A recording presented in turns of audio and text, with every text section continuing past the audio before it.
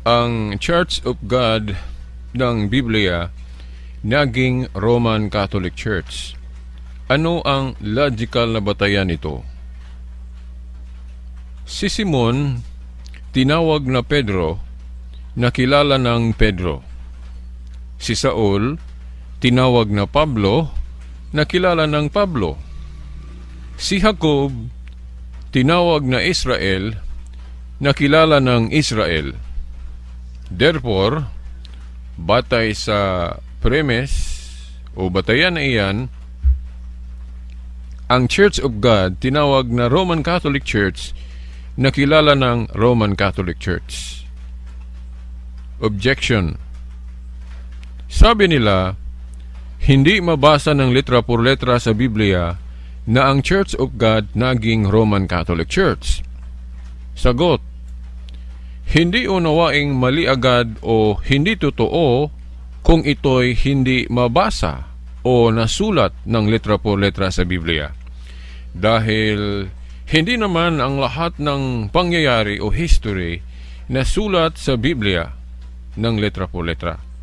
Halimbawa, hindi mo masabing hindi totoo ang nangyayaring Dark Ages, Spanish Inquisition, at maging ang Rizal's life nang dahil lang sa hindi na ito na-record o naisulat sa loob ng Biblia. May sinabi ang aklat ng Job sa Kapitulo 8, versikulo 8 sa Saling The Living Bible. Ano ba ang mababasa natin sa talatang ito, no? Uulitin ko, talatang Job 8 o talatang Kapitulo 8, versikulo 8 sa Saling Living Bible na Biblia. Ang mababasa natin sa talatang ito ay ganito: read the history books and see. Uulitin ko, read the history books and see. Now, sa ibang salin, hindi salitang history ang sinabi, pero kung unawain, history pa rin ang tinukoy. Ibig sabihin, sa pagtukoy kung totoo ba ang isang pangyayari, kailangan patunayan ito sa record ng history. Dahil kung walang history ito, ibig sabihin, katang-isip lang o imahinasyon lang. So, kailangang patunayan ito sa record ng history. Ngayon, may record ba na ang Church of Christ o Church of God tinawag ding Catholic Church? Unang-una, may sinabi ang Panginoong Hesukristo na ang bahay ng Diyos, ang church o iglesia, simbahan sa ibang salita, unang Timoteo 3:15, tatawagin itong house of prayer for all nations. Mababasa natin ito sa Mark chapter 11 verse 17. Ang for all nations, tatandaan, sa isang salita ay maaring unawaing international o universal sa Ingles at Catholic sa variant Greek. Ang Ingles na international, ginamit ito ni Brother Eliseo Soriano bilang deskripsyon sa samahan niyang sinimulan noong 1980 na ngayon tinawag niyang Members of the Church of God International, MCGI. Sa tanong kung aling salita o wika ang nauuna, English ba o Greek? Ang sagot ay Greek ang nauuna at huli na ang Ingles.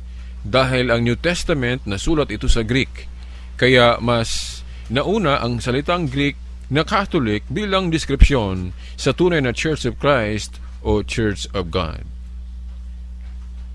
Kailan ba batay sa history unang nakikita ang katuparan sa sinabi ng Panginoong Hesukristo na ang bahay ng Diyos na unawain ding church o iglesia sa talatang unang Timoteo 3:15, tatawagin o kilalanin itong for all nations. Batay sa ating mababasa sa Mark chapter 11 verse 17 na universal o Catholic sa isang salita. Batay sa ating napag-alaman, si Ignatius of Antioch, isang obispo na naging disipulo ni Apostol Juan, sa sulat niya unang nakita ang katawagan na Catholic bilang deskripsyon sa tunay na Church of Christ o Church of God. Now, babasahin natin ang record ng history na nagsasabi tungkol kay Ignatius of Antioch na naging disipulo ni San Juan. Sabi niya, "Let no one do anything of concern to the church without the bishop. Let that be considered a valid Eucharist, which is celebrated by the bishop or by one whom he ordains." That is the presbyter, or priest. "Wherever the bishop appears, let the people be there, just as whether Jesus Christ is, there is the Catholic Church." Sulat niya ito na ating mababasa sa sulat niya sa mga taga-Smyrnians, chapter 8, 2, noong AD 110. So, mga unang parte ng ikalawang siglo, 110 AD. Isa pang disipulo ni Apostol Juan na si Obispo Policarpo o Bishop Polycarp, atin ding napag-alaman sa history na Catholic din ang church na pinamumunuan niya bilang obispo. Ito ang record sa history. Babasahin natin ang tungkol sa martyrdom o Polycarp. Dahil itong si Polycarp na disipulo din ni Apostol Juan, isang martir ito na obispo. At Catholic na bishop ito. Pag sinabing bishop, ibig sabihin, pinatay ng dahil sa kanyang kristyanong paniniwala. Okay. Ito ang mababasa natin sa article na The Martyrdom of Polycarp o martyrdom o ang pagkamartir ni Policarpo. Ito, babasahin natin. "And of the elect, he was one indeed, the wonderful martyr Polycarp, who in our days was an apostolic and prophetic teacher, bishop of the Catholic Church in Smyrna. For every word which came forth from his mouth was fulfilled and will be fulfilled." Mababasa natin ito sa Martyrdom of Polycarp, chapter 16, 2. AD 155 ang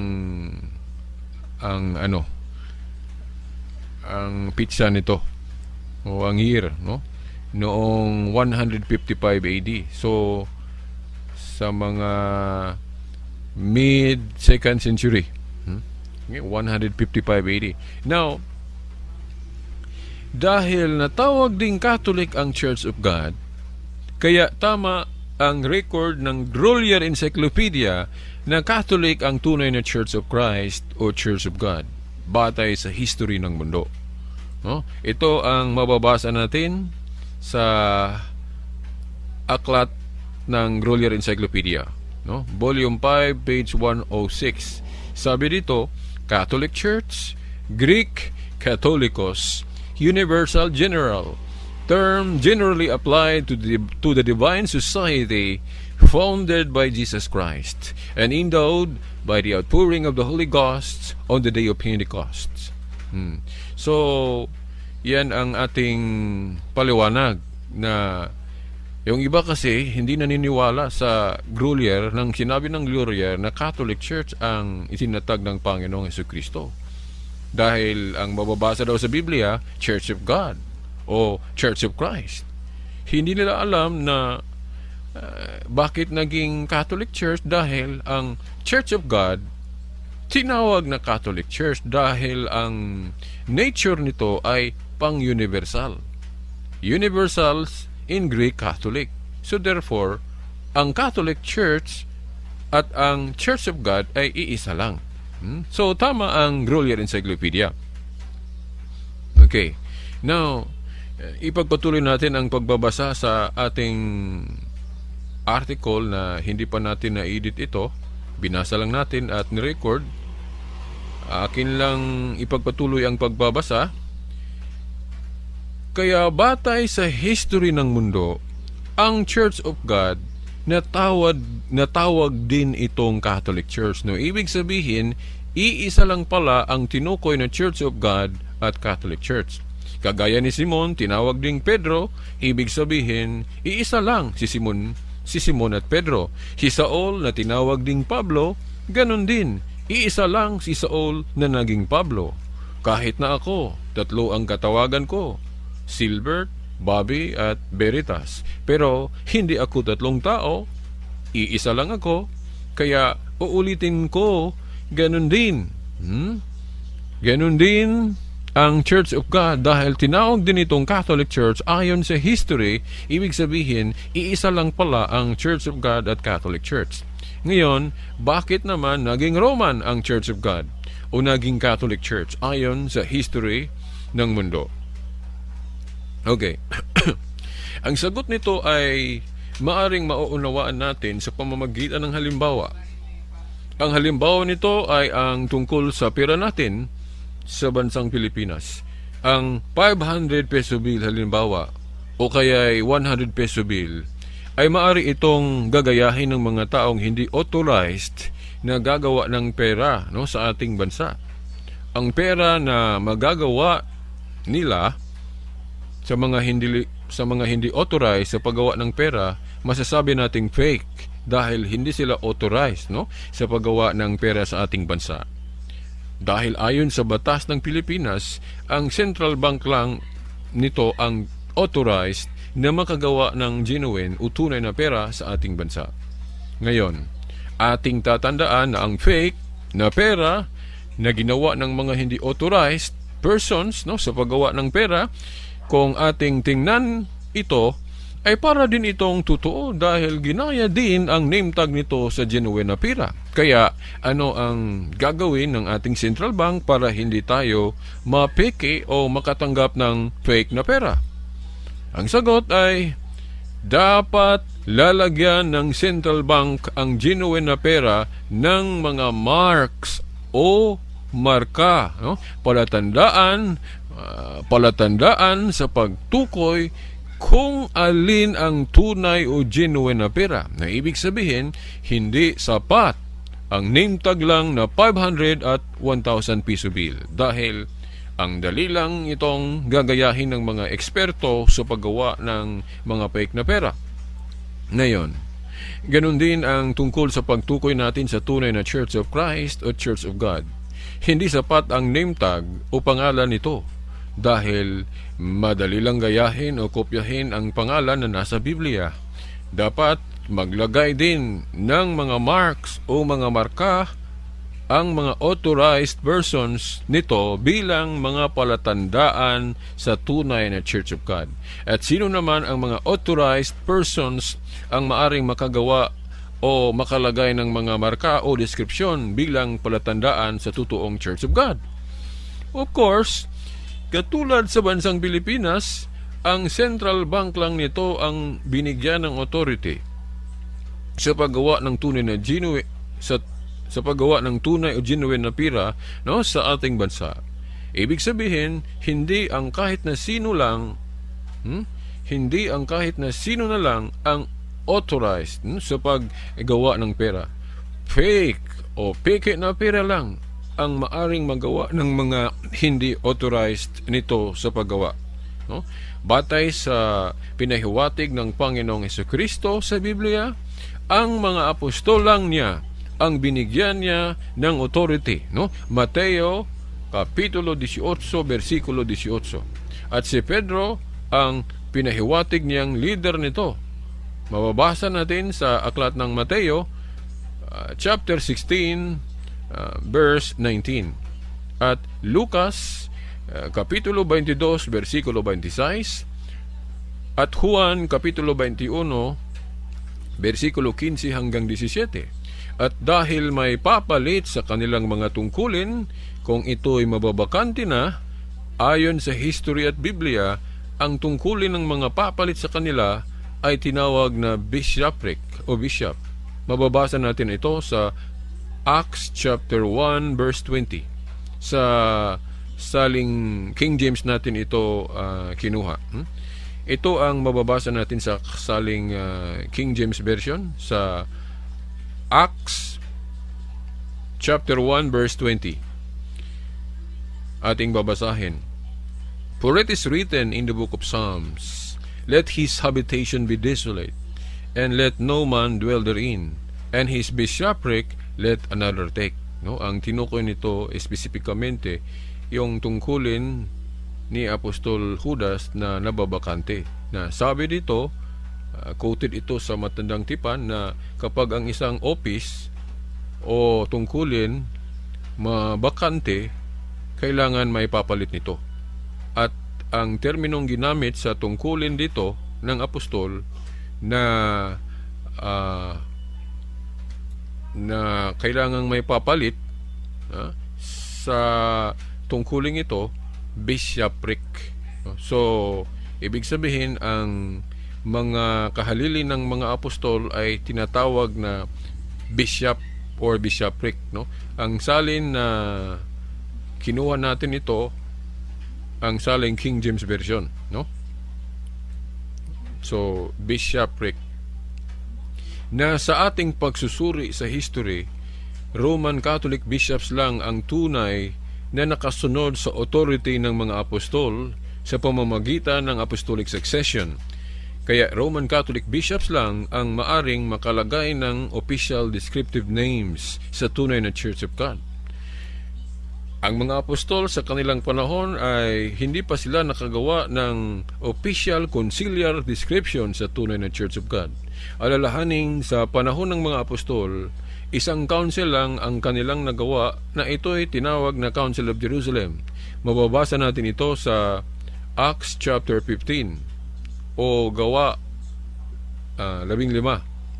At sa council ng mga apostol na ito, hindi pa sila nagdeklara kung ano-ano ang gawing official descriptions o mga palatandaan sa tunay na Church of Christ o Church of God.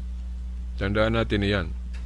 Hindi pa ang mga apostol noon sa kanilang council nagdeklara o nagpronounce sa official na gawing description sa tunay na Church of God.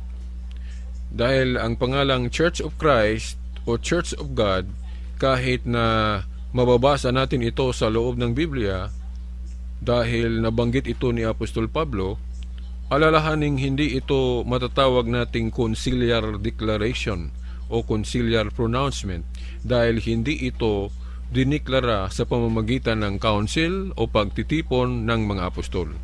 Magkaiba kasi ang personal o individual pronouncement at conciliar pronouncement. Ang individual pronouncement ay pahayag lang ito ng isang tao o isang apostol, kagaya sa binanggit na pangalang Church of God ni Apostol Pablo sa unang Korinto Kapitulo 1 versikulo 2. Personal niya itong sinabi at hindi sa pamamagitan ng conciliar pronouncement. Dahil ang conciliar pronouncement, pahayag ito ng buong samahan. Dahil desisyon ito ng buong council o pagtitipon. Sa ating pagbasa ng Biblia, hindi natin mababasa na si Kristo mismo na personal niyang sinabi ni Pablo na pangalanan ng Church of God o Church of Christ ang iglesia o samahan niya, no? Wala tayong mababasa na sinabihan ni Kristo ang mga apostol na gamitin ang kanyang pangalan sa pagtawag sa simbahan o iglesyang natatag niya, no? Wala tayong mababasa na sinabi ni Kristo na gamitin ninyo ang pangalan ko sa pagtawag sa samahan ko. Wala. Pero kahit na hindi sila sinabihan ni Kristo na gagamitin ang pangalan niya sa pagtawag sa samahan na tinatag niya, pero hindi naman natin masabi na nagkamali si Pablo ng sinabi niyang Iglesia ni Kristo o Church of God ang iglesyang ito. Tama naman, no? Kahit na hindi sinabi ng Panginoon na Iglesia ng Diyos o Church of God o Church of Christ ang dapat itawag. o gawing deskripsyon sa iglesia, no? Wala tayong mababasa na sinabihan sila ni Kristo niyan. Pero dahil apostol sila, karapatan din nilang mag-describe, magtawag kung ano ang kanilang unawa, dahil tama naman na Church of Christ o Church of God ang tinatag ni Kristo. Pero hindi natin mabasa na sinabihan sila ng Panginoon na Church of God o Church of Christ ang itawag sa iglesia niya, no? Ang mababasa pa nga natin na galing sa bibig ng Panginoong Jesucristo, ang gusto niyang itawag sa samahan o iglesia niya, mauunawaan natin ito sa sinabi niya sa aklat na sinulat ni Marcos sa Kapitulo 11 o chapter 11 verse 17. Uulitin ko, Mark chapter 11 verse 17. Sa Mark 11 verse 17, ito ang sinabi ng Panginoong Jesucristo. Ang bahay ng Diyos, tatawagin itong house of prayer for all nations. Actually, ang specific na bahay o building ang tinukoy nito ay yung Jewish temple na ginawang parang market ng mga Hudyo, na nagalit ang Panginoong Jesucristo dahil hindi nila nirespeto ang templo ng Diyos. Kaya sinabihan sila ng Panginoon na di ba nasulat na ang bahay ng Diyos tawagin itong house of prayer for all nations? Ito ang sinabi ng Panginoon na ang itawag daw sa bahay. Ano bang bahay na tinukoy niya dito? Ang bahay kasi sa Biblia, maaring itukoy ito sa building o house of worship, at ang tinutumbok natin nito ay tao. Dahil kapag sinabi nating bahay, may tao itong papasok sa bahay na ito, o may tao itong titira sa bahay na ito. So, ang bahay sa loob ng Biblia, unawain itong building, at ang tinutumbok ng building ay ang mga tao.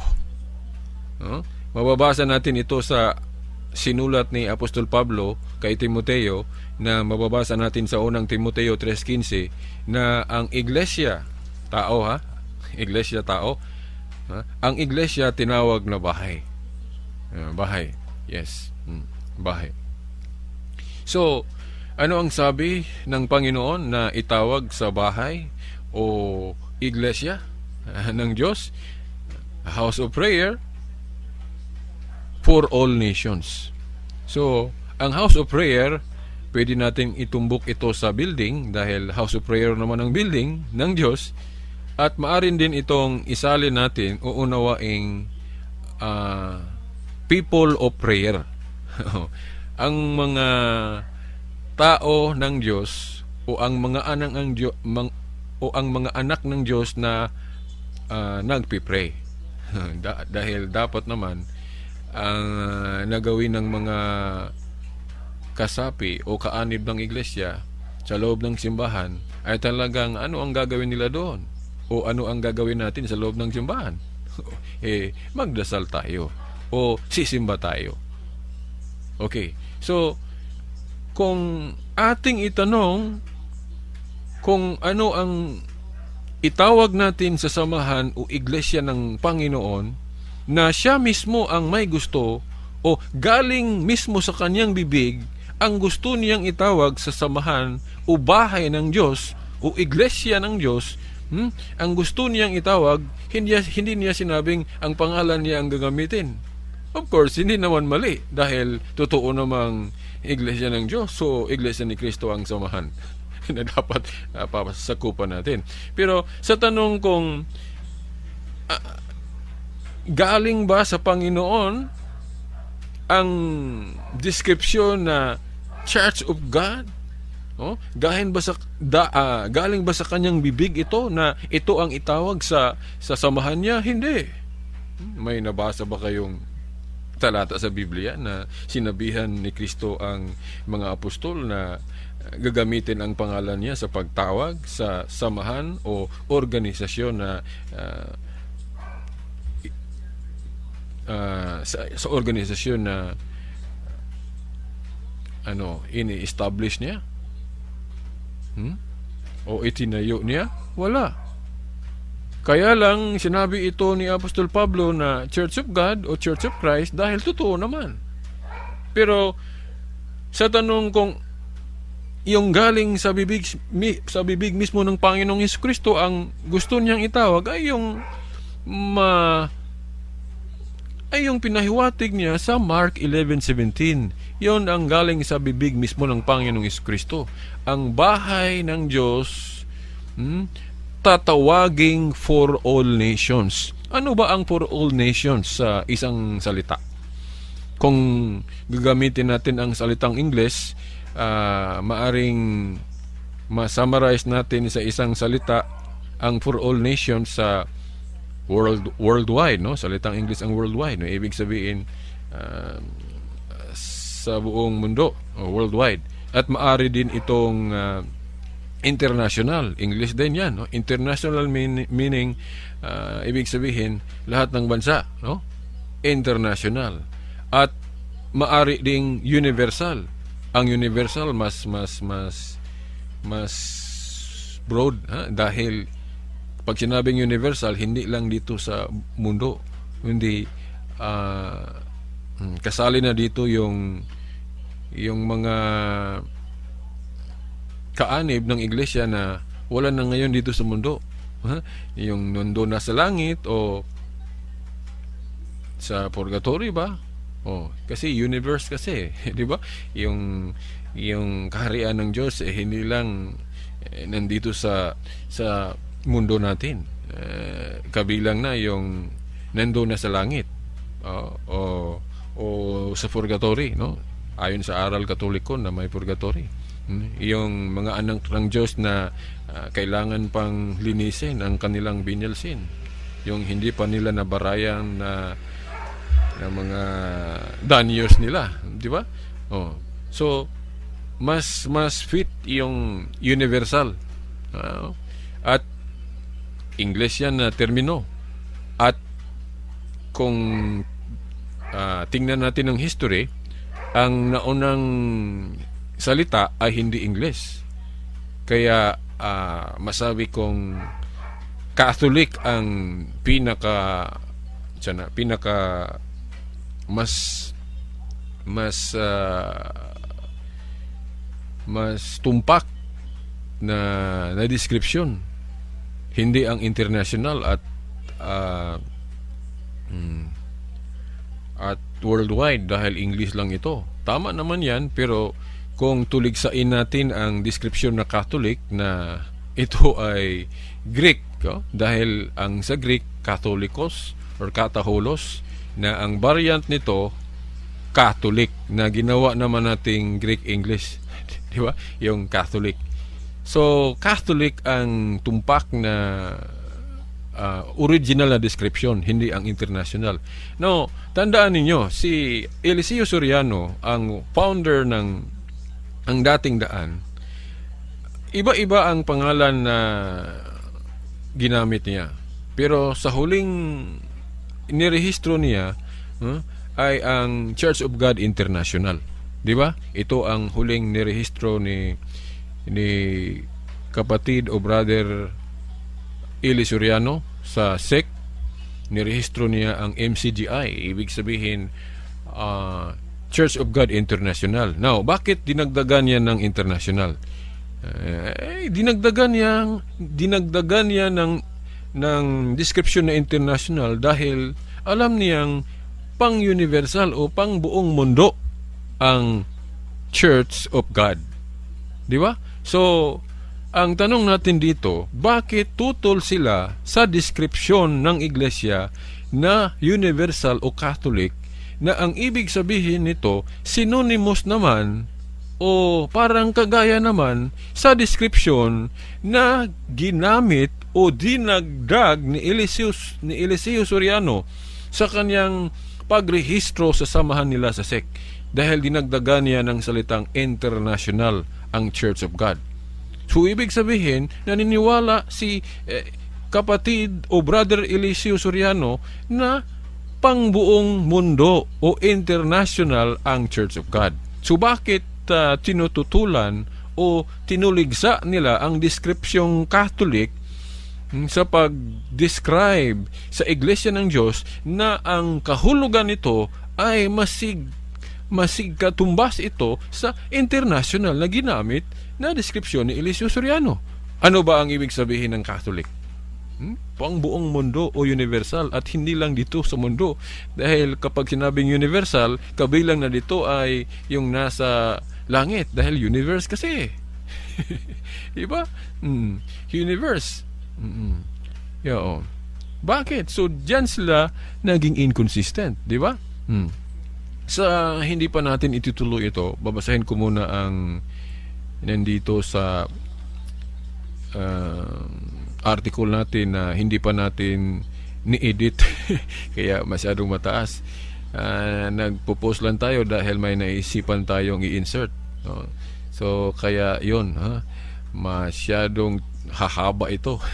Okay, ulitin lang natin ang part nito at ituloy natin, at mag-post naman tayo kung may idagdag tayo o i-insert na to tayo. By the way, yung iba nagtanong sa atin na bakit tama ba yung dagdagan natin ng description ang tunay na iglesia? Di ba may sabi ang Apostol Juan sa nasulat niya sa aklat ng Revelation sa chapter 22 verse 19 and 20 na bawal yung magdagdag. Magdagdag. Now, totoo naman na bawal ang magdagdag sa tinukoy na kung ano ang bawal dagdagan. Pero hindi ito tumutukoy sa lahat ng bagay na bawal ang pangdagdag. Dahil halimbawa, pera ba natin sa bangko ay bawal dagdagan? Hindi naman. Diba? Wala namang aral sa loob ng Biblia na pera natin sa bangko bawal itong dagdagan. Ano namang mali kung dagdagan natin ang pera natin sa bangko para may pundo naman tayong magamit kung sakaling may problema na darating o hindi inaasahang pangyayari na kailangan gamit tayo ng pera. Di ba? So, anong masama kung palakihin natin o dagdagan natin ang pundo natin sa bangko? So, mali yung interpretation sa talatang Revelation chapter 22 na lahat ng bagay ay hindi pwedeng dagdagan. Di ba? Ano ba ang tinukoy sa aklat ng Revelation na bawal dagdagan? Malinaw naman ang sinabi ni Juan sa talata Ang tinukoy niyang bawal dagdagan ay yung sinulat niya na propesiya o yung tinatawag nating pinasulat ng Panginoon sa kanya sa aklat ng Revelation. So ibig sabihin, yung sinulat niya sa aklat ng Revelation, wag nating dagdagan ito. Hindi niya sinabing wag dagdagan ang pera natin sa bangko, wag dagdagan ang mga traffic rules natin sa gobyerno. Hindi niya sinabing wag dagdagan natin ang mga selebrasyon natin, ang mga bagong pista natin, ang mga anniversaries natin na selebrasyon. Hindi niya sinabing bawal dagdagan yan. At isa pa, kung bawal ang lahat na dagdag, may naisipan akong inconsistency sa mga anti-Catholic objectors, dahil sa totoo lang hindi sila payag sa yung tinawag nating memorized prayers. Memorized prayers, dahil bawal sa kanilang aral ang memorized prayers. So ibig sabihin, yung mga prayers nila hindi natin mababasa sa Biblia. Buti pa tayong mga Katoliko, may prayer tayong nasa Biblia mismo, yung Lord's Prayer, yung Ama namin. Diba? Turo yun ng Panginoong Jesucristo. Pero yung mga Protestant brothers natin na tutol sila sa memorized prayers, ibig sabihin yung mga prayer nila wala sa loob ng Biblia. Dahil hindi sila payag na i-memorize ito. So ibig sabihin, gawa-gawa lang nila ang kanilang mga prayers dahil wala na ito sa loob ng Biblia. Now, hindi naman natin sasabihin tayong mga Katoliko na masama ito. Dahil yan naman ang stand natin. Hindi lahat na wala sa Biblia ay unawain nating mali at masama. Dahil hindi tayo sola scriptura. Sila, aral nila ang sola scriptura. Ibig sabihin, kung wala sa Biblia, ayaw. So, ang tanong, bakit mga prayers nila wala sa loob ng Biblia? Kung ang lahat na dagdag, isipin nating mali at bawal. Dagdag naman ang mga prayers nila dahil hindi natin mababasa sa loob ng Biblia ang mga prayers nila dahil hindi ito memorized. Buti pa tayong mga Katoliko na may prayers tayong nasa loob ng Biblia mismo. Yung tinawag nating si Santa Maria full of grace. Sinabi mismo ng anghel yon, no? sa salin ng Douay Rheims na yung Luke 1:28 na nagsabi ang anghel kay Maria na full of grace, no? Yung mga description natin sa pagbigay galang kay Santa Maria, yung ibang mga terminologies natin nandun sa Biblia, kagaya nung sa prayer natin na sa veneration natin ni Santa Maria na sinabi nating blessed siya. Blessed. Ano ba ang sinabi ng Biblia tungkol sa kay Maria? From now on, all generations shall call me blessed. Sa Luke 1:48. Sinabi natin yan sa ating prayer sa pagbigay galang kay Santa Maria. Di ba? Si Maria ay blessed. Nasa Biblia yan. Mas mabasa pa yan kaysa yung mga prayers ng mga hindi Katoliko na dahil bawal ang memorized prayers sa kanila, ibig sabihin wala sa loob ang kanilang mga prayers. So ibig sabihin dagdag ito. So masabi nating bawal na dagdag ito? Hindi naman natin sinabi. Kaya lang tinalakay natin ito upang ipaalam sa kanila na silang nagtulig sa atin sa mga salitang wala sa loob ng Biblia. Ginamit natin mga Katoliko, tinulig sa nila dahil wala sa Biblia, pero hindi naman masama. Sila din, meron naman silang mga ginagawa na wala sa Biblia, pero hindi natin sinabing bawal na dagdag ito. Diba? Dahil hindi naman lahat na dagdag ang isipin nating mali at bawal. Yang pag-celebrate nating Rizal Day, taon-taon. Wala naman sa Biblia ang tradisyon na yan. Pero bakit ginawa natin yan? Dahil hindi lahat na tradisyon ay unawaing bawal, kahit na wala sa Biblia. Yung tradisyon na ang bata sa kanyang paggalang sa kanyang mga magulang, ipapakita niya ito sa pamamagitan ng pagmamano sa kamay ng magulang. Wala akong nahanap sa Biblia na tradisyon yan ng mga unang Kristiyano sa loob ng Biblia. Wala tayong mabasa na ang mga tao noon, ang mga bata noon, magbibigay galang sa kanilang mga magulang sa pamamagitan ng pagmamano ng kamay. Wala. Pero ang tanong, ang tradisyon ba na iyan na wala sa Biblia? Masabi ba natin na dahil ginawa natin ito ngayon, yung tradisyon na iyan, na ang pagmamano ng kamay ay isang uring pagbigay galang, masama ba iyan dahil wala sa Biblia? Hindi.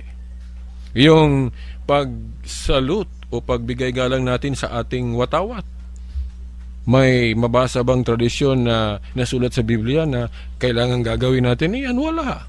Pero bakit ginagawa natin iyan?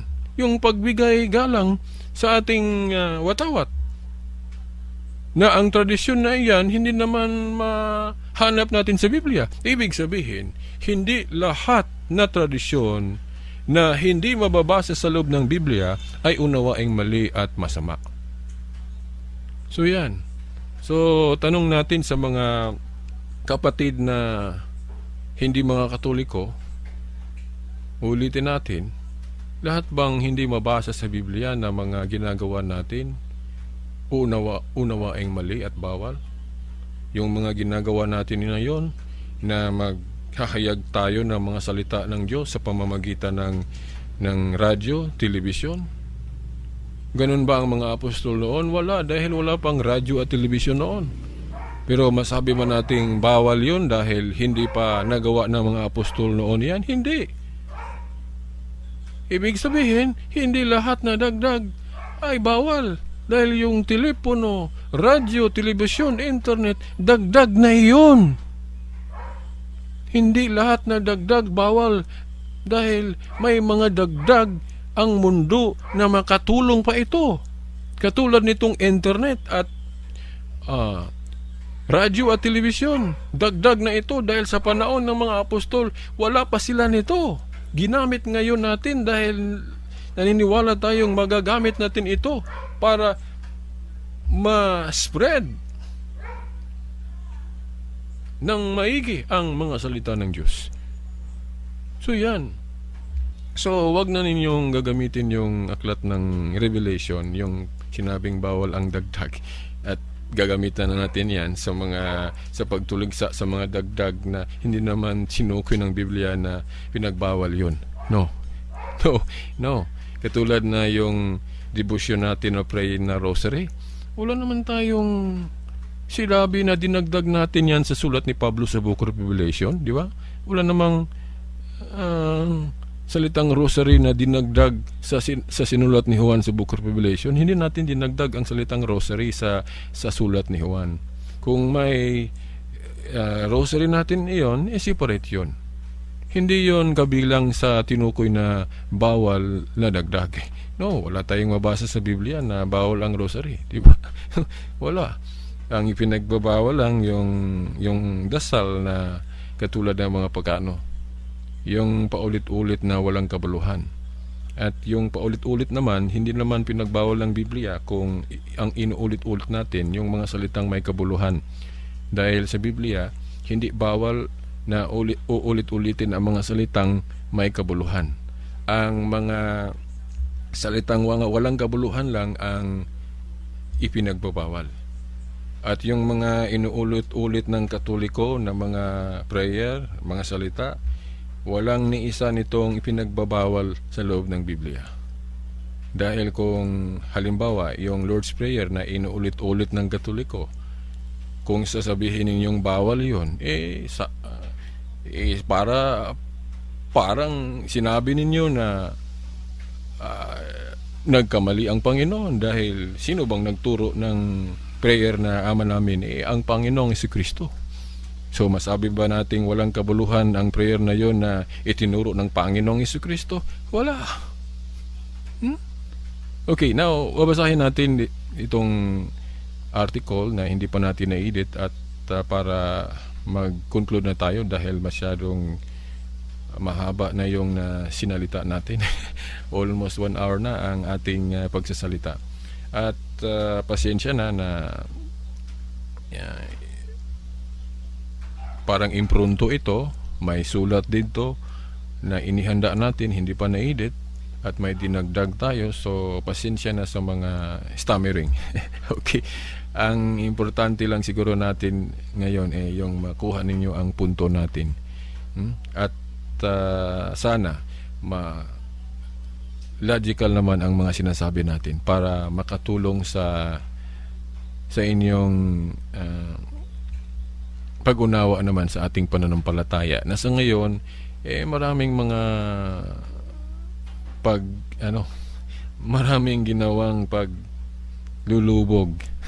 Yung mga objections, yung mga sabi-sabi, no, na para bang pinalitaw nila na ang pananampalatayang Katoliko ay wala sa katuwiran, no? So ang purpose natin ngayon hindi yung fluent tayo magsasalita, walang stammering, walang mali. Hindi natin inahanda ng maayos ito. Parang impronto at saka may sinulat naman tayong nakahanda. So hindi perfect ang presentasyon natin, but inaasahan kong kahit na hindi perfect ang presentasyon natin, makukuha ninyo ang mensahe na logical at kapanipaniwala. Of course, hindi para sa atin ito, kundi para sa Panginoon, para sa katotohanan. Dapat ang katotohanan ang mananaig, hindi ang falsehood. Sinabi ng Biblia, I think kung hindi ako nakalimot, sa aklat ng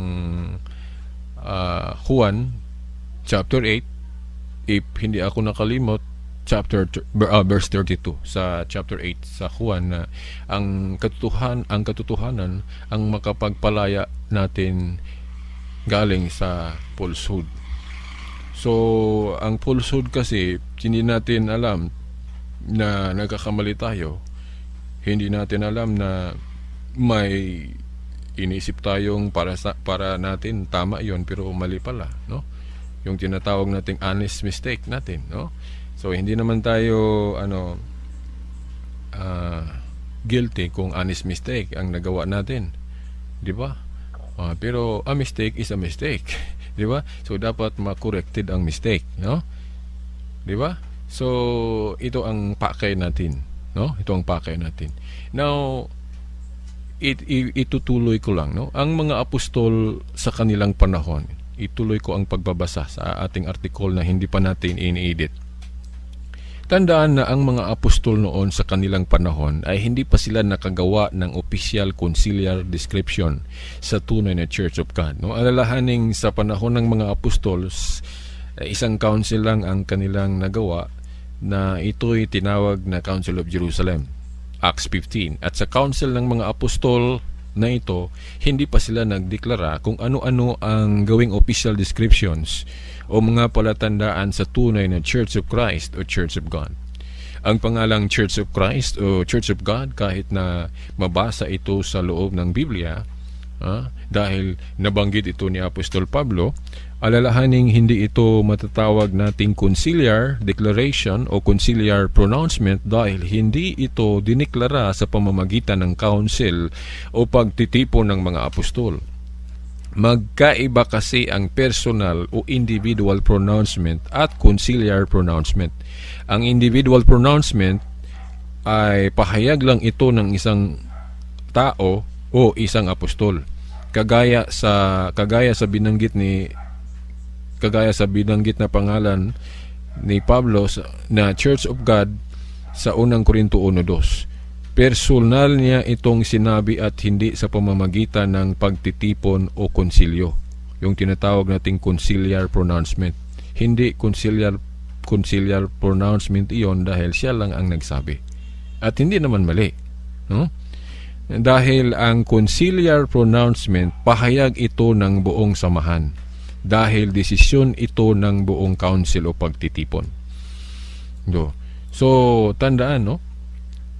Kung ating alamin ang official conciliar description sa iglesia, ay wala pa panahon sa panahon ng mga apostol, dahil sa pagtitipon nila sa Jerusalem, hindi pa sila nag-pronounce o nagdeklara na Church of God ba o Church of Christ ba ang i-describe natin o itawag natin sa iglesia.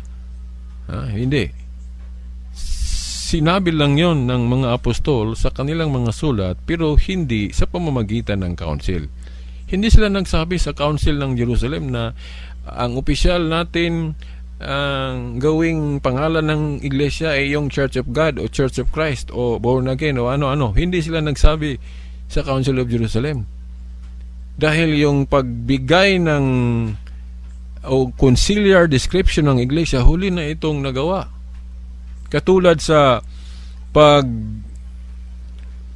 pag-decide kung ilan ang bilang sa sulat na mga libro sa New Testament, hindi nagawa ng mga apostol sa kanilang council sa Jerusalem, di ba? Yung canon of scripture sa panahon ng mga apostol, hindi pa sila nagsabi na ang New Testament may 27 books lang, di ba? Sa panahon ng mga apostol, ang kanilang handbook ay yung Old Testament pa lang.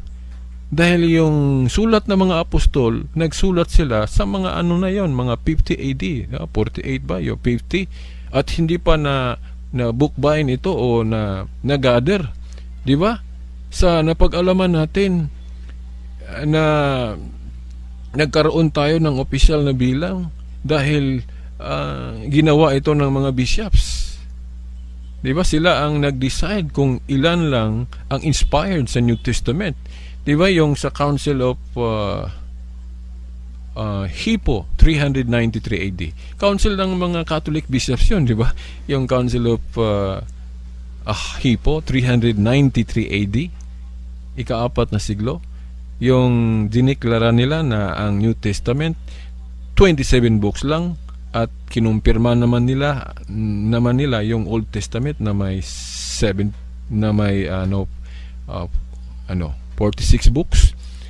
So 46 books yung Septuagint, yeah. So yan. So may mga pronouncement na huli nang ginawa ng mga obispo na hindi pa nagawa ng mga apostolon, di ba? So yung pangalang Church of God o Church of Christ, tama naman yun, hindi naman tayo tutol niyan, pero hindi yun sa pamamagitan ng council. Dahil sa Council of Jerusalem, hindi nila dineklara ang official description ng simbahan o iglesia. Hindi. Si Pablo lang or kaya si Lucas pa or any. Hindi nila sinabi sa pamamagitan ng council. Now, kailan ba nakagawa ang iglesia ng official conciliar? Pag sinabing conciliar, yung buong simbahan ang nagsabi. Desisyon ng buong mga leader o buong simbahan kung ano ang gawing official pronouncement. Now, ang official pronouncement, hindi ito nabuo agad sa isang panahon lang. Para itong tao na gustong gagawa ng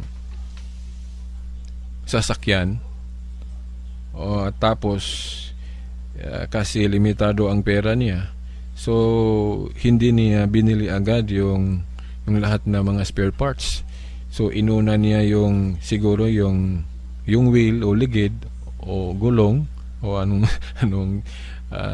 salita yon, at saka yung iba pang parts huli na niyang binili, at nang nakumpleto na ang mga parts nito, saka na niya ina-assemble at ginawang sasakyan. Ganon ang nangyayari kasi sa description ng iglesia. Dahil yung description na Catholic,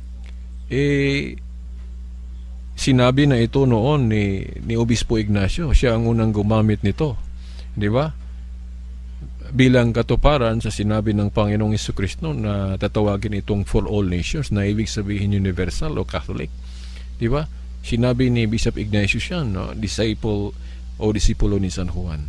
At yung isa pang palatandaan na yung apostolic sa pamamagitan ng Council of Nicaea 325 AD. Di ba? At yung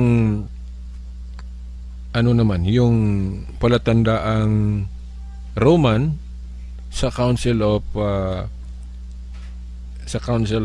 Trent 1545. Di ba? Bakit ginawa nila ng mga description? Dahil ito ang sabi ng Biblia. Teka muna, itutuloy muna natin ang pagbabasa. Ang pangalang Church of Christ o Church of God, kahit na mabasa ito sa loob ng Biblia, dahil nabanggit ito ni Apostol Pablo, alalahaning hindi ito matatawag nating conciliar declaration. Inuulit-ulit na natin ito para hindi makalimutan.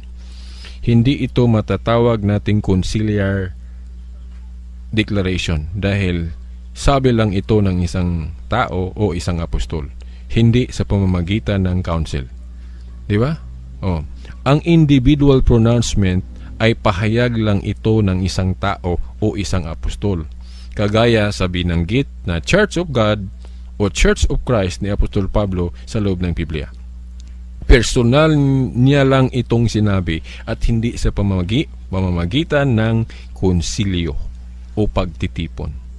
Dahil ang conciliar pronouncement, tatandaan, pahayag ito ng buong samahan.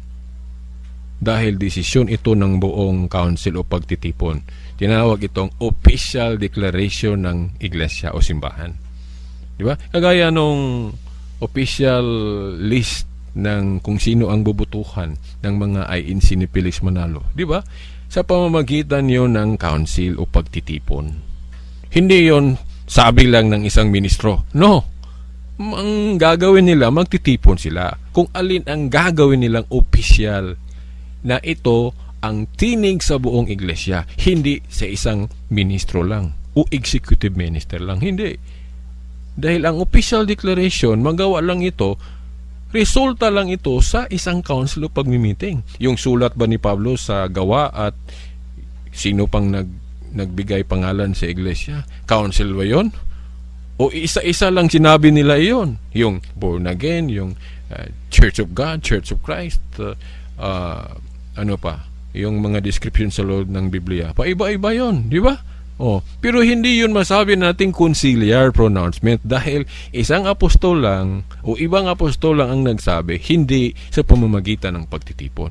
So, ibig sabihin, sa Biblia o sa New Testament, ang mga apostol, hindi pa sila nakagawa ng conciliar description sa iglesia. Dahil yung Church of Christ o Church of God, sinabi lang yon ni Apostol Pablo o sino pang apostol, pero hindi sa pamamagitan ng pagtitipon.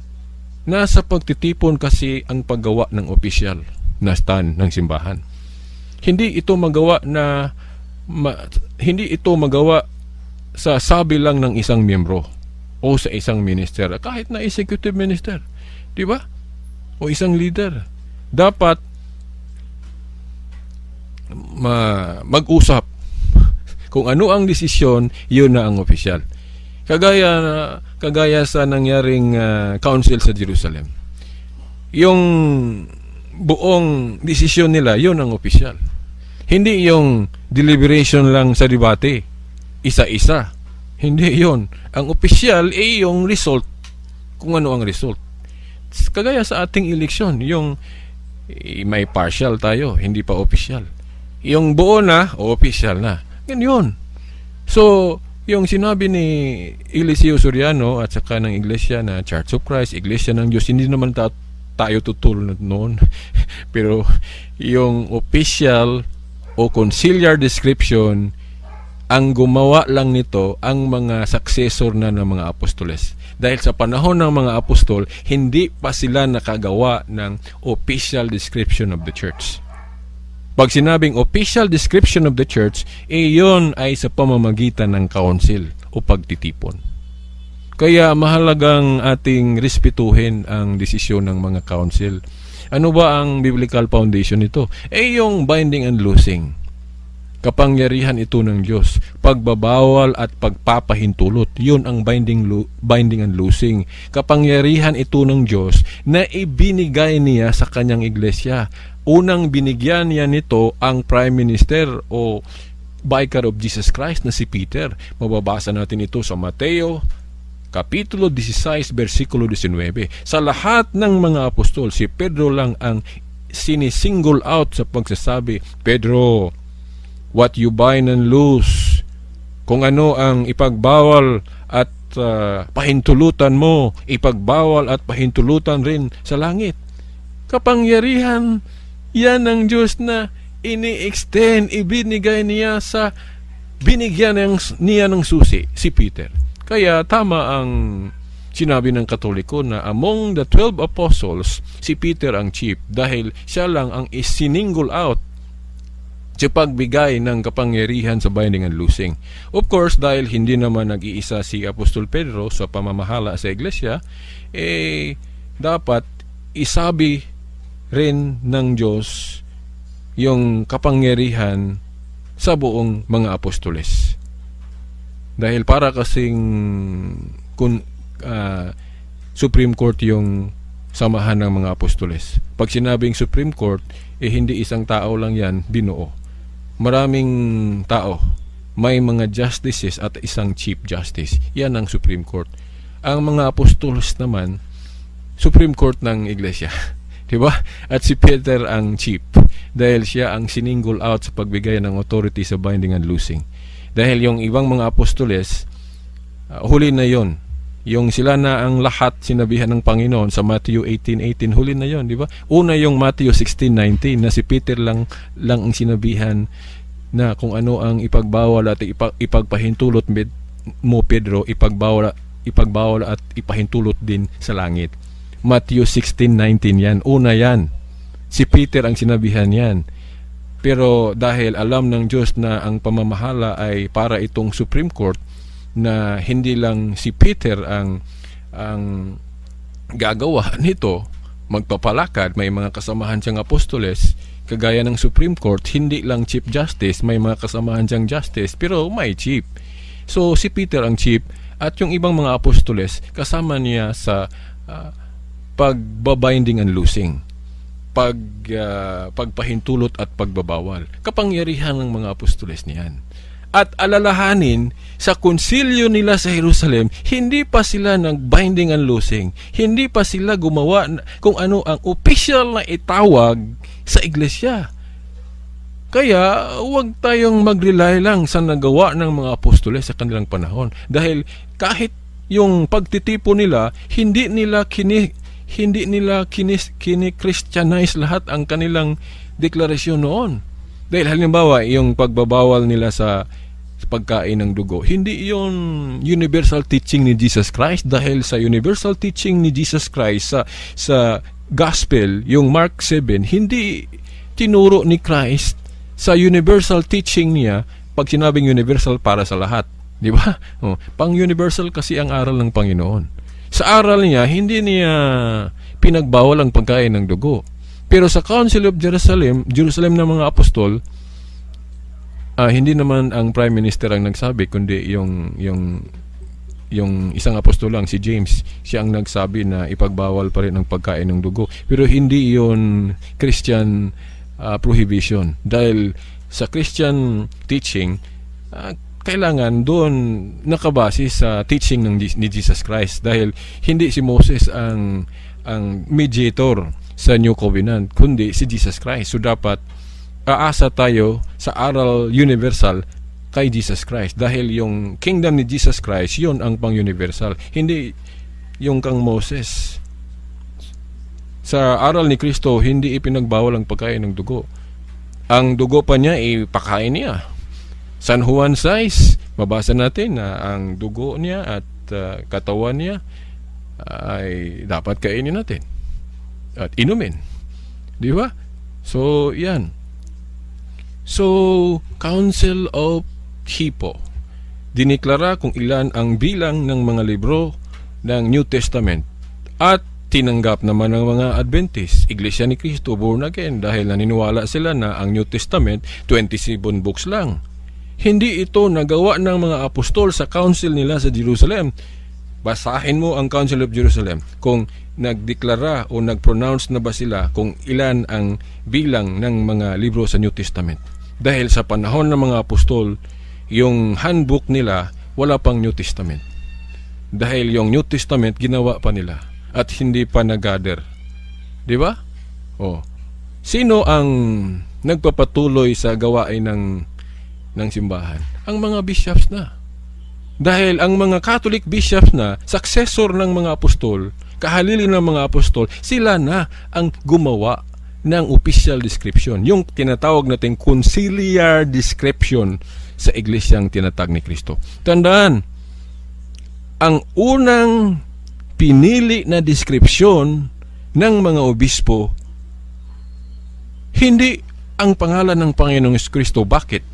Dahil hindi galing sa bibig ng Panginoong Jesucristo yung description na Church of God o Church of Christ. Dahil sa Biblia, hindi sinabi ng Panginoong Jesucristo letra por letra sa mga apostol na ang itawag sa kanyang iglesia ay kailangang gagamitin ang kanyang pangalan. Hindi. Ang sinabi ng Panginoong Jesucristo, kung ano ang itawag sa bahay ng Diyos ay yung sinabi niya sa Mark chapter 11 verse 17 na for all nations. Ano ba ang for all nations? Sa isang salita, universal, sa Greek Catholic. So yung sinabi ni Obispo Ignacio, disipulo ni San Juan, na tinawag niya itong Catholic, katuparan ito sa gusto ng Panginoon na itawag sa bahay o iglesia na for all nations o Catholic. So, ang unang pinili na description ng mga bishop, yung Catholic. At isinama naman nila yung Apostolic sa Council of Nicaea 325 AD. At ang rason kung bakit dinagdagan nila ng Roman dahil may panahon kasi na may mga grupo o samahan na lumabas sa original na samahan ng Panginoon. Sinabi yan ng aklat ni Juan sa unang Juan 2:18 hanggang 19 na may mga lumabas. Yung mga lumabas kasi, may aral din na ginaya nila. Ginaya rin nila yung Catholic na description. Di ba? Kaya ngayon, may mga hindi Katolikong magsasabi, kahit na may mga kakilala akong Seventh-day Adventist na sabi nila ang Seventh-day Adventist Catholic naman daw. Dahil universal ang Church of Christ kasi, pero hindi Roman Catholic Church. Sabi nila ang totoong Catholic ay yung nangingili ng Sabat, Saturday. Ibang usapan na yon, ibang paksa yan. Pero hindi sila tutol na Catholic ang isa sa description ng tunay na church, di ba? So yon ang pinili ng mga obispo, unang description Catholic, di ba? At yung Apostolic, ibig sabihin, ang unang mga miyembro nito, mga apostol. Di ba? Yan ang dinagdag na description ng Council of Nicaea 325 AD. At bakit dinagdagan ng Roman? Dahil marami na kasing gagaya sa description Catholic. Dinagdagan ng Roman sa Council of Trent. Ibig sabihin, ituloy muna natin ito. Ipagpatuloy na lang natin ang insertion natin, dinagdag. At saka natin ituloy ang pagbabasa hanggang matapos. Kaya dinagdagan ng Roman ang description ng iglesia para malaman natin ang totoong Catholic. Ang naisipan ng mga obispo, gagawin nating description yung saan ang sentro sa tunay na Catholic. Diba, sa ating nalaman, kapag ang isang iglesia, doon ito nagsimula, usually, doon din ang sentro nito o sentral. Diba? Kagaya ng Iglesia ni Cristo, ang sentro nila ay Pilipinas dahil dito iyan nagsimula. Yung church ng mga Mormons, LDS Mormons, nasa Amerika. Ang JW o Jehovah's Witness, ang Seventh-day Adventist, ang kanilang sentro o pangkalahatang pamamahala nandun sa Amerika dahil doon ito nagsisimula, ang mga samahang ito. Ang tunay na Iglesia ng Diyos o Church of Christ, nagsimula ito sa Jerusalem. So dapat Jerusalem sana ang sentro sa tunay na iglesia. Pero naisipan kasi ng Panginoon na ilipat dahil sa Jerusalem parang hindi masyado masaya siya dahil daming mga Hudyo ang hindi tumanggap sa kanya. Kaya niya nasabi sa Juan Kapitulo 21 versikulo 43 na kunin sa inyo ang kaharian at ilipat sa ibang lugar o sa ibang mga tao. Pag sinabing ilipat sa ibang mga tao, ibig sabihin may lugar na tinukoy. Kaya nga sa King James Version, sinabing sa ibang lugar o ibang nasyon. Ililipat. Ang tinukoy niya, ang sentro. Center. Kasi ang iglesia, may sentro ito. Dahil nasa sentro ng iglesia, mamumuno ang mga namumuno nito. Kagaya sa iglesia, sa INC, ang namumuno nila, yung executive minister nila nasa Pilipinas dahil dito nagsimula yan, di ba? ang tunay na iglesia, Jerusalem nagsimula, so dapat doon ang pangkalahatang pamumuno, di ba? Pero sinabi ng Panginoong Jesucristo, pinahiwatig niyang ilipat. Mababasa natin iyan sa Matthew chapter 21 verse 43, na ilipat sa ibang nation o ibang lugar, sa ibang salin, sa ibang mga tao. Pero interchangeable kasi ang mga tao at saka yung lugar. Dahil pag sinabing lugar, may mga tao. At kung may mga tao, may lugar. So huwag kayong makonfuse sa iba-ibang salin. Tama yung ilipat sa ibang mga tao o ilipat sa ibang lugar. Interchangeable yon. So, ang ginamit nating version, yung King James, na pinahiwatig na sa ibang lugar. So, pinahiwatig ng Panginoon na ilipat sa ibang lugar ang sentro. Ano ba ang lugar na ito? Tinawag itong malayo. Sa aklat ng Gawa, Kapitulo 2, versikulo 39, ginamit din ito ng mga Iglesia ni Cristo. Pero hindi natin pinaniwalaan ang kanilang tinumbok kung anong malayo ito. Basta sinabi ito sa Biblia, malayo. Ibig sabihin, malayo ito sa Jerusalem. At ang tinukoy na malayong lugar na malayo sa Jerusalem ay ang lugar ng mga hindi Hudyo. Ibig sabihin, lugar ng mga Gentiles. Ang lugar na ito. Saan natin mababasa ito? Sa Gawa, Kapitulo 22, versikulo 21. O 21, 22. Acts chapter 21, verse 22 o 22-21. Baka, hindi ito ako naka-exact. Basta, sinabi ng Biblia na sa lugar ito ng mga Hintil. At maisip natin, baka Roma ito. Dahil yung Roma, lugar ito ng mga Hintil. No? Yung sinabi kasi sa Acts chapter 22 verse 21, lugar ito ng mga Gentiles. So, qualified ang Roma dahil lugar ito ng mga Gentiles. Bakit natin masabing Roma nga? Dahil after chapter 22, sa Book of Acts, chapter 23, doon pinahiwatig ng Panginoong Jesucristo sa chapter 23 ni Apostol Pablo. Sinabi ng Panginoon kay Apostol Pablo, you witness me in Jerusalem, witness me also in Rome.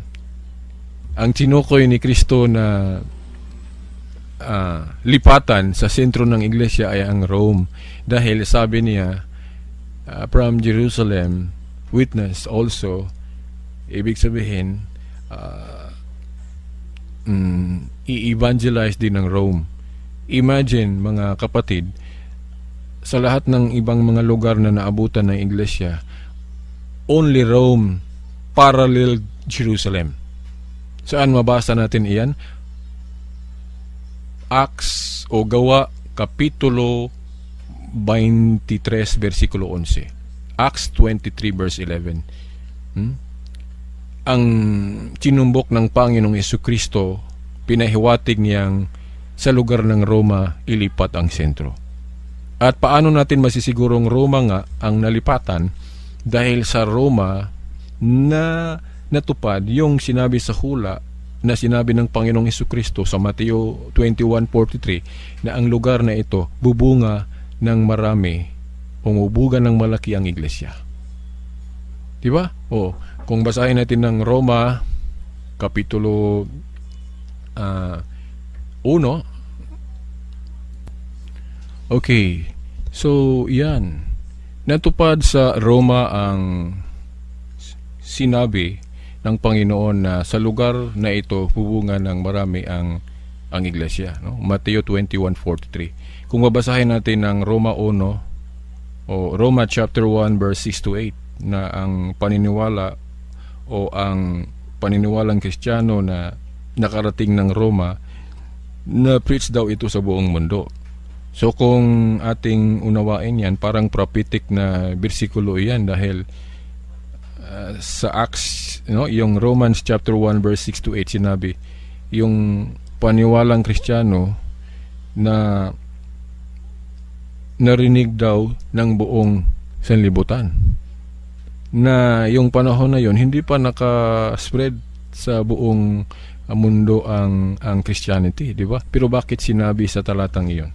Basahin niyo Roma 6, Roma 1, 6 hanggang 8. Yung faith daw na-preach sa buong mundo. Sa panahong sinulat ni Pablo iyon, hindi pa na spread ang Christianity sa buong mundo. Dahil first century pa yun di ba? Pero bakit sinabi?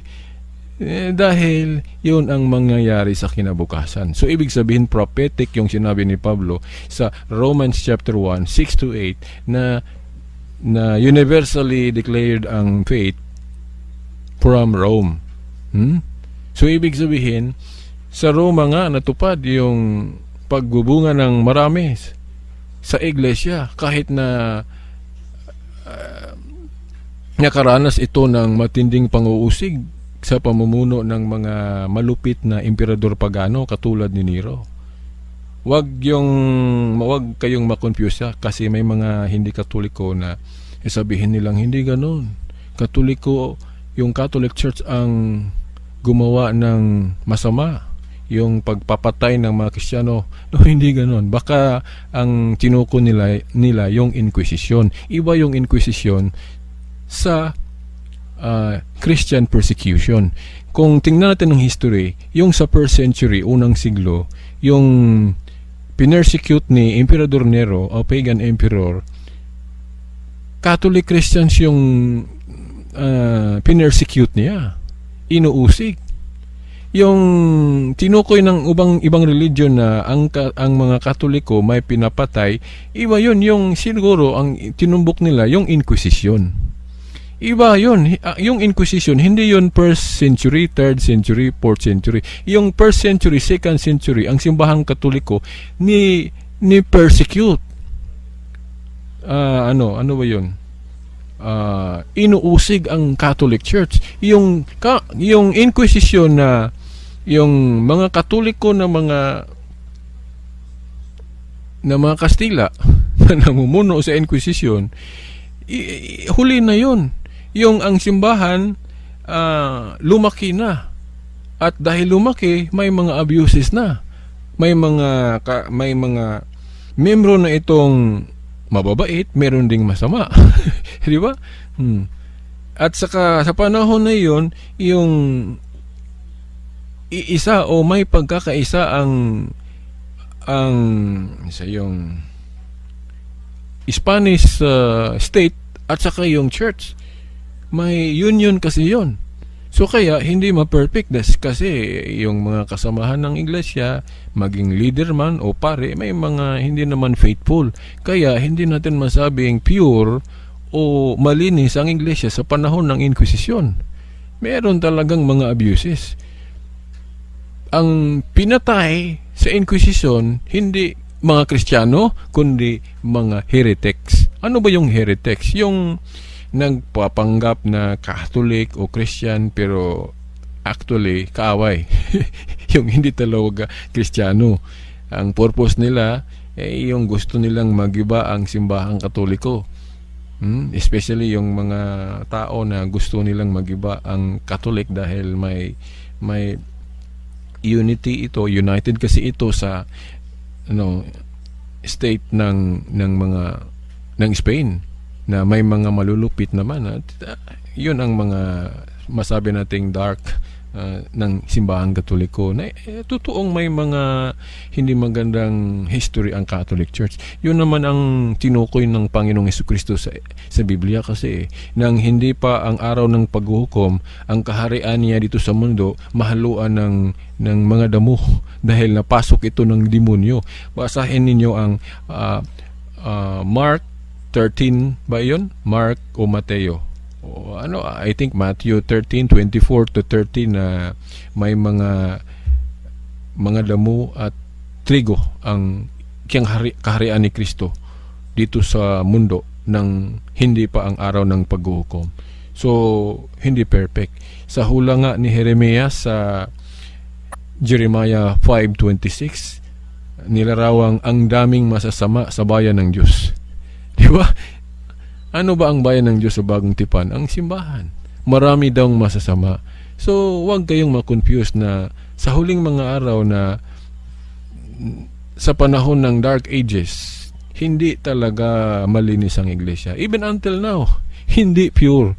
Kaya nga, sa pagbalik ng Panginoong Jesucristo, gawin itong pure. Diba? O, kaya nga may purgatory dahil yung purgatory, paglilinis yon. Diba? Ongoing pa ang paglilinis para hopefully at the future, malinis na ang buong iglesia. Ngayon, dami pang dumi. Dami kasing mga Katoliko, dami pang mga pare na hindi faithful sa kanilang tungkulin. Huh? Diba? Sana maunawaan ninyo kung ano ang nangyayari. Dapat mag-aral tayo ng history. Huwag tayong puro lang makinig sa pangangaral ng mga anti-Catholic pastors and ministers dahil may mga itinuro silang hindi talaga faithful sa kung ano ang nangyayaring buong katotohanan ng history.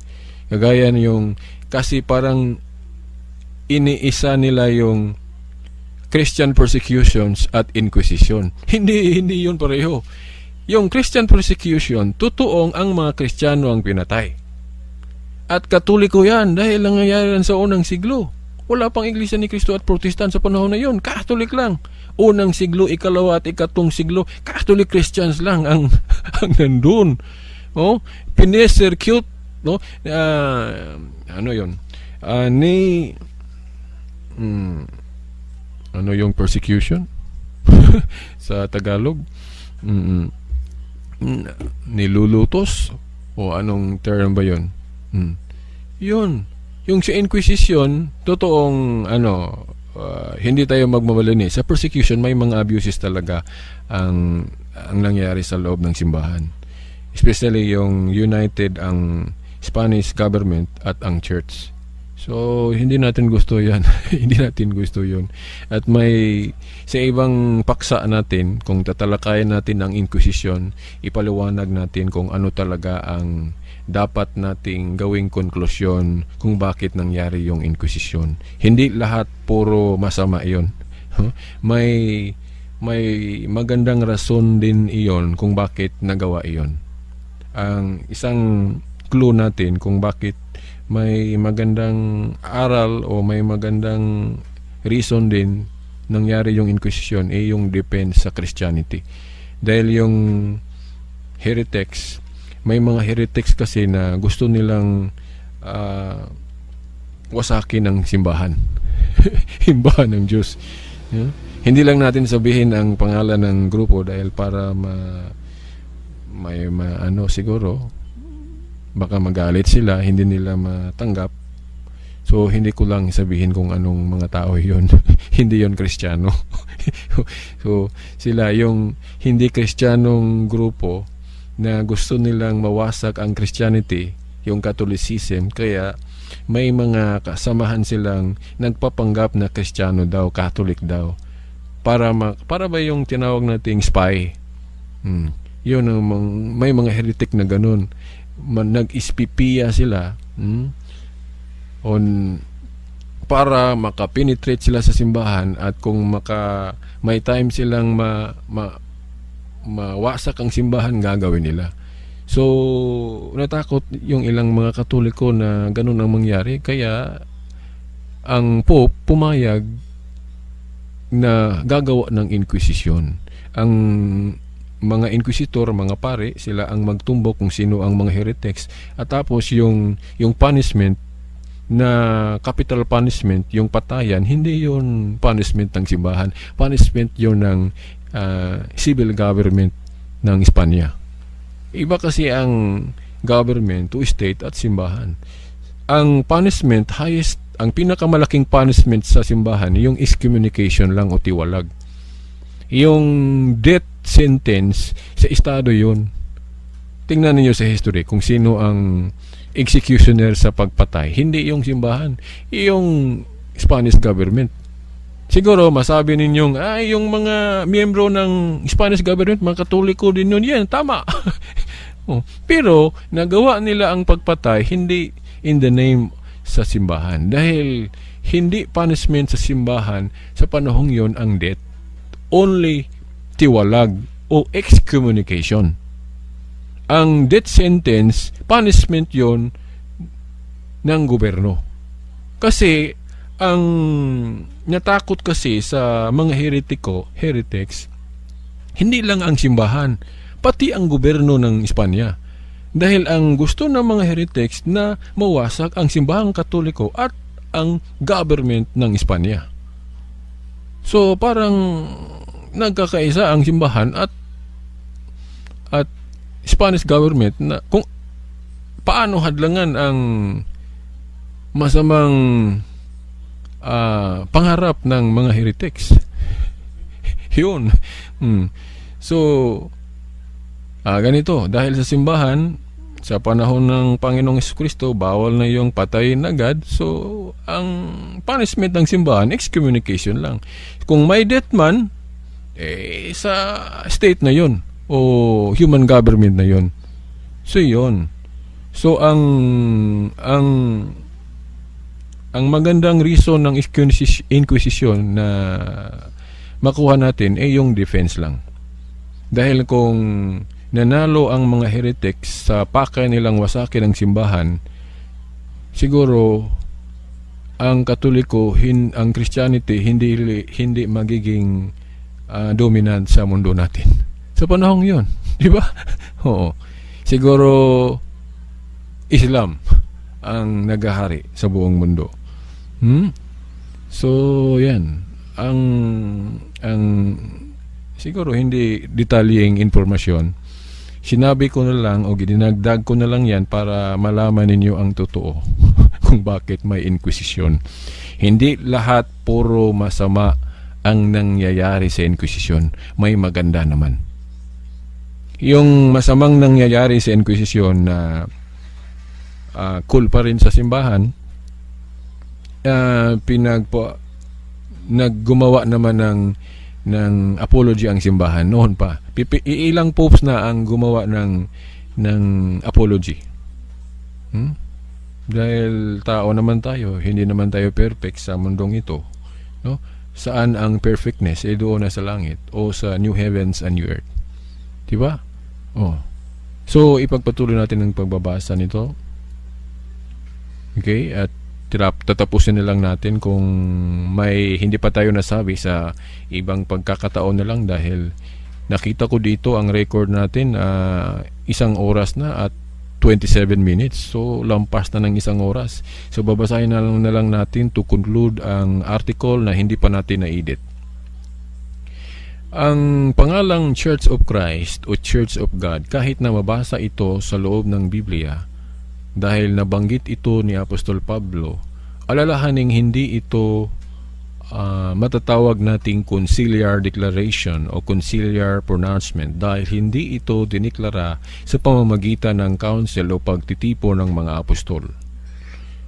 Magkaiba kasi ang personal o individual pronouncement at conciliar pronouncement. Ang individual pronouncement ay pahayag lang ito ng isang tao o isang apostol. Kagaya sa binanggit na Church of God ni Apostol Pablo sa unang Korinto 1:2. Personal niya itong sinabi. I'm sorry na yung iba na ulit na natin. Pero ituloy natin dahil may hindi pa natin nabasa sa karugtong nito. So ating itutuloy hanggang sa matapos at tatapusin na natin. Mag-conclude na tayo para maputol na natin ito. 1 oras na at 29 minutes. So, ang individual pronouncement ay pahayag lang ito sa isang tao o isang apostol. Kagaya sa binanggit na Church of God ni Apostol Pablo sa unang Korinto 1:2. Personal niya itong sinabi at hindi sa pamamagitan ng conciliar pronouncement. Dahil ang conciliar pronouncement, pahayag ito ng buong samahan. Dahil desisyon ito ng buong council o pagtitipon. Biblical ba? Ito na. Biblical ba ang paggawa ng description o mga palatandaan kagaya ng Roman Catholic Apostolic Roman Church? Palatandaan kasi yun, di ba? So yan ang tanong. Biblical ba ang ginawa ng mga obispo sa paglagay ng description o palatandaan sa loob ng iglesia. Hindi lang basta biblical, reasonable. Kagaya sa ating Central Bank, dapat lalagyan nila ng description o palatandaan ang tunay na pera para hindi tayo mapiki. Hindi sapat yung name tag lang na 100 or 1,000 piso bill dahil pwede tayong madayan yon. Dahil yung fake, tama ang name tag, di ba? Gagayahin ang totoong name tag. So, para hindi tayo makatanggap ng perang piki, dapat ang Central Bank maglagay ng description o palatandaan. Para kung walang palatandaan na gano'n, ibig sabihin fake. Kahit na tama ang name tag. Ganon ang iglesia. Huwag basta maniwala, Church of God, Church of Christ, maniwala ka na agad. Alamin mo na ang mga description na inilagay ng mga authorized persons. Sino ang authorized persons na makagawa ng tunay na pera sa bansang Pilipinas? Yung Central Bank. Hindi kahit na sino. Yang mga taong walang authority, fake ang magawa nila na pera, di ba? Yung nabasa natin sa unang pahayag. Sa simbahan naman, yung authorized. Di ba? Okay, ipagpatuloy natin. Si Pablo, yung mga sinabi niyang pangalan, personal niya itong sinabi, hindi sa pamamagitan ng conciliar pronouncement. Dahil ang conciliar pronouncement, pahayag ito ng buong samahan dahil desisyon ito ng buong council o pagtitipon. Okay, biblical ba ang paggawa ng description o palatandaan? Ayon sa Biblia, kailangang maglagay ng mga palatandaan sa daan. Jeremiah o Jeremias, Kapitulo 31, versikulo 21. Ang daan na tinukoy sa bagong tipan ay ang Panginoong Hesukristo. Mababasa natin ito sa Juan 14:6. At dahil katawan ni Kristo ang kanyang church o iglesia, ibig sabihin maari ding kilalaning daan ang tunay na iglesia. Kaya tama ang mga Catholic bishops natin na ginawan nila o linagyan nila ng mga description o mga palatandaan ang daan na church o iglesia. Di ba? Lalagyan kasi ng description ang daan. Si Christ ang daan at ang iglesia ay katawan ng Panginoon. So, maaari ding tawaging daan ang iglesia. So, lalagyan daw ng description. So, biblical ang ginawa ng obispo. Ginawa lang ng mga obispo ang dapat nilang gawin dahil yun ang sinabi ng Biblia. Gumawa ng description o descriptive names o palatandaan para hindi tayo ma-fake o mapiki. Katulad sa Central Bank, gumawa sila ng mga palatandaan sa tunay na pera. Dahil yung fake, tama ang name tag. So, paalala mga kapatid, makakita kayo ng simbahan na ginamit ang pangalang Church of God, Church of Christ, huwag kayong maniwala agad. Alamin muna ninyo kung ano-anong mga description ang inilagay sa mga authorized persons. Sino ba ang mga authorized persons na gagawa ng pera ang Central Bank? Sa simbahan, sino ba ang authorized persons na gagawa ng conciliar pronouncement? Pag sinabing conciliar pronouncement, buong simbahan o desisyon ito sa buong simbahan kung ano ang itawag sa iglesia o simbahan na tinatag ng Panginoong Hesukristo. Yun ang papasok natin sa ating isipan para may guide tayo sa paghanap sa tunay na simbahan. Okay. Now, ngayon, ang description o palatandaang Roman, ito na ang huli. Ang description o palatandaang Roman, ginawa o ilinagay ito ng mga obispong Katoliko, ang totoong mga nakasunod sa authority ng mga apostol noong Council of Trent 1545. Sa tanong kung anong dahilan na inilagay nila ang palatandaang Roman, dahil may ibang mga samahan na hindi nadugtong sa samahan ng mga apostol na aangkinin din nila ang deskripsyon na Catholic. dahil naniwala din silang pang-universal ang tunay na Church of God. At para malaman ang tunay na Catholic, ang totoong nadugtong sa mga apostol, kaya naisipang ilinagay ang deskripsyon na Roman. Yan ang dahilan ayon sa history ng mundo na naging Roman Catholic Church ang totoong Church of God na tinukoy ng Biblia. At bakit Roman ang napiling idagdag na palatandaan? O ulitin natin, babasahin lang natin ito. Dahil napilitan ang ilang mga Catholic bishops na itukoy kung saang lugar ang sentro o sentral ng tunay na Iglesia ng Panginoon. Nasa sentro o central kasi ng Iglesia ang pangkalahatang namumuno nito. At ang isang samahan usually kung saan ito nagsisimula ay doon din ang sentro o sentral nito. Kagaya sa INC ni kapatid na Felix Manalo, ang sentral nila ay nandito sa Pilipinas dahil dito din sa bansang ito nagsimula ang samahang ito. Ang SDA o Sabadista, JW, Jehovah's Witness at LDS Mormons o mga Mormons at iba pa, nasa Amerika ang mga sentro nila dahil doon nagsisimula ang mga samahang ito. Ang tunay na Iglesia, tandaan, ng Panginoon, sa Jerusalem ito nagsimula. Lucas 24 versikulo 47, no? Kaya sa Jerusalem sana ang sentro nito, pero pinahiwatig ng Panginoon na ililipat ito sa ibang lugar.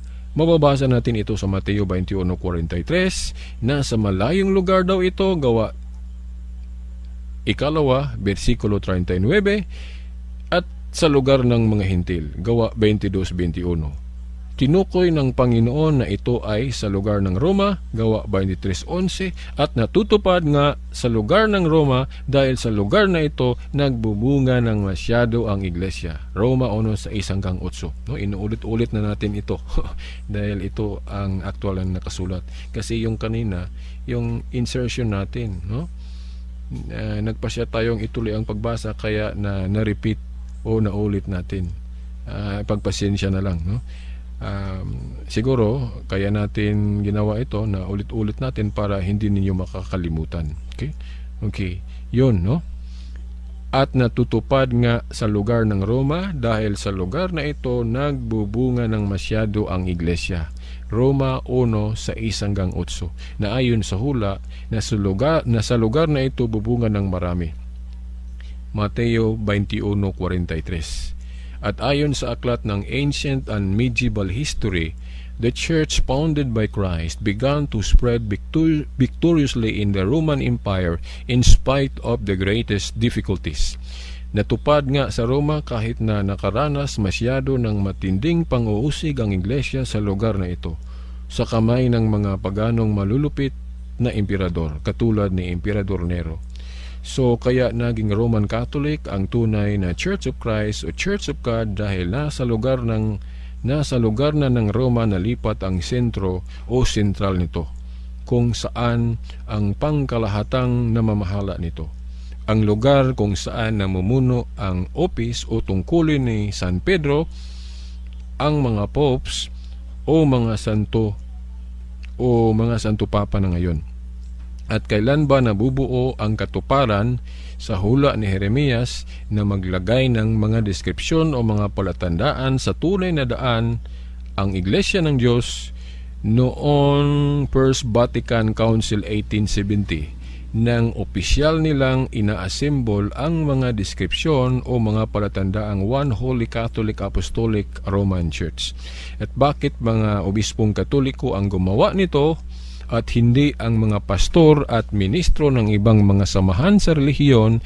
Dahil ayon sa history, ang mga Catholic bishops lang ang tunay na nakasunod sa authority ng mga apostol sa pamamagitan ng apostolic succession, pagpapatong ng kamay o ordinasyon. Ang ordinasyon lang ng mga obispong Katoliko ang nadugtong sa authority ng mga apostol ayon sa nakikita natin sa history. At kahit na ang INC ni Felix Manalo sa kanilang magazine na pasugo, ina-admit nilang only the Roman Catholic Church could be traced back to the time of the apostles. Iniwanan lang daw nila ang Catholic Church dahil tumalikod na daw ito sa mga tamang aral. Pero hindi sila against o tutol na ang Roman Catholic Church lang ang makatrace sa kanyang history way back sa panahon ng mga apostol. Pero ibang usapan ang sinabi nilang buong nataliko daw ang Roman Catholic Church. Claim lang nila ito at debatable dahil hindi tayo naniwala nito. Dahil ayon sa Biblia, magpapatuloy ang tunay na kaharian ni Kristo. Lucas Kapitulo 1 versikulo 33. At pillar at foundation of truth ang tunay na iglesia. Mabasa natin ito sa unang Timoteo 3:15, no?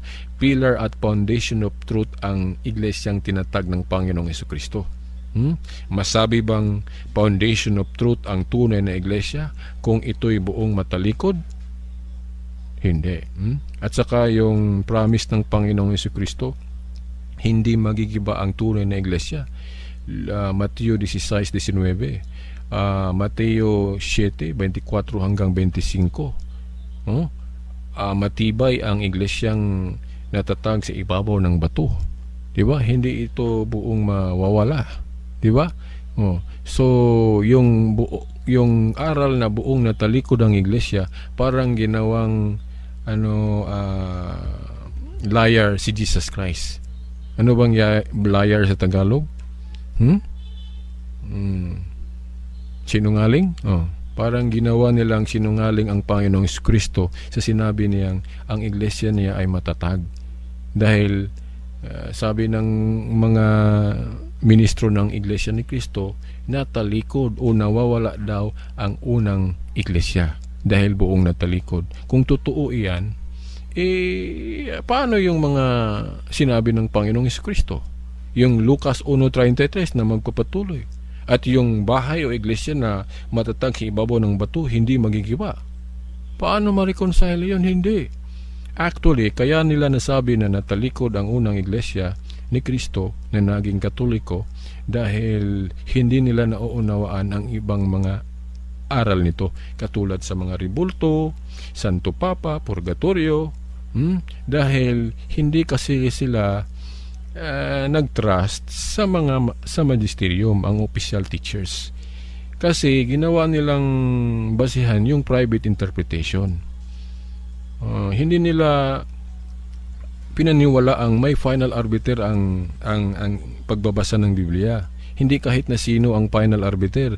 Kahit na sa ating bansang Pilipinas, may Supreme Court tayong final arbiter pagdating sa ating bansa. Kung hindi tayo satisfied sa lower court decisions, regional trial court decisions, punta tayo sa Supreme Court at ang Supreme Court ang final arbiter sa mga kaso natin, di ba? Sa Biblia naman, kung unawain natin, pinili ng Panginoong Jesucristo ang samahan ng mga apostol na si Pedro ang chief dahil siya ang pinigyan ng susi ng kaharian. So ang Supreme Court sa Christianity dito sa mundo yung samahan ng mga apostol na si Pedro ang chief. At ating tatandaan ang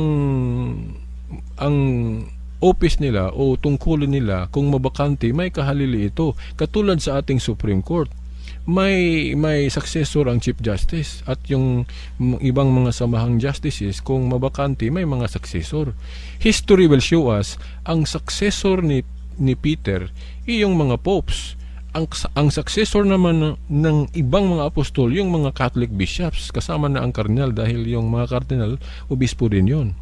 Iniba lang ang pangalan cardinal dahil may hierarchy kasi at dahil malaki na ang iglesia, so dami ng mga obispo di ba?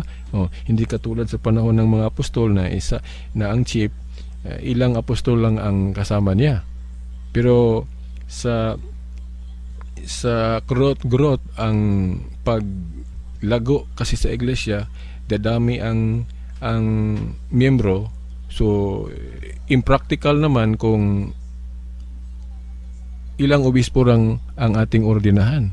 Kung lalaki ng iglesia, paramihin din natin ang mga obispo. Hindi na katulad sa mga apostol na 12 lang o 11 lang ang kasamahan ni Pedro. Okay yon sa panahon na maliit pa ang iglesia. Pero kapag lumaki ng iglesia, hindi na reasonable na 12 lang ang bishops. Buong mundo na ang iglesia ngayon siguro. 'Di ba? Parang buong mundo na. So dapat maraming obispo na. So yan ang dahilan kung bakit dami ng obispo. At hindi pa kaya ng mga obispo mag-ordain pa sila ng mga priestos na natutulong sa kanilang misyon sa pagpalaganap ng katotohanan tungkol sa kaharian ng Panginoong Hesukristo. So ang oras natin isang oras at 45 minutes. So almost 2 hours ang ating pagpapahayag ngayon. Again, pasensya na yung iba na ulit-ulit natin kasi hindi natin ito hinahanda. Ang hinanda natin hindi pa na-edit, binasa lang natin at may ini-insert tayo kaya ganon ang nangyayari. So ipagpaumanhin ninyo ang presentation. Hindi systematic, but ginawa natin ito kahit na hindi systematic sa pakay na meron kayong makuha. Merong liwanag ang na nakuha ninyo. At kayo ng mga nakikinig ang mag-systematic nito. Kayo na ang mag-edit nito. Ang kaalaman lang ang binigay natin at kayo na ang mag-develop nito. Kayo na ang systematic nito para maganda naman ang presentasyon nito. Tumulong lang ako sa info at sana palaguin ninyo ang ginawa natin. At kayo na ang magsabi. Kayo na ang mag-network nito o mag-re-echo nito sa iba. Again, ang pakay natin hindi para sa ating sarili, kundi para sa kaharian ng Panginoon. Ang gusto kasi ng Panginoon, mahayag ang katotohanan. Dahil ang katotohanan ang magpapalaya natin sa kaharian ng